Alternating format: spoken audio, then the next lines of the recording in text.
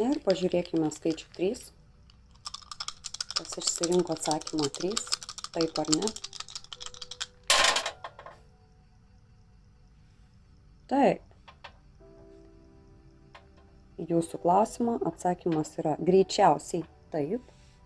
Bet tam, kad tai įvyktų, ko jums norite, reikia daugiau imtis veiksmo ir prisižiūrėti savo minčių švarą, savo mintis, nes nuo jų priklauso, ar viskas taip, kaip norite, įvyks. Ir šitas atsakymas labiau liečia būtent jausmus, kaip jūs dėl to jaučiatės, ką jūs apie tai manote. Bet atsakymas 3 yra bet kokiu atveju šiuo metu tikimybė didelė ir tai yra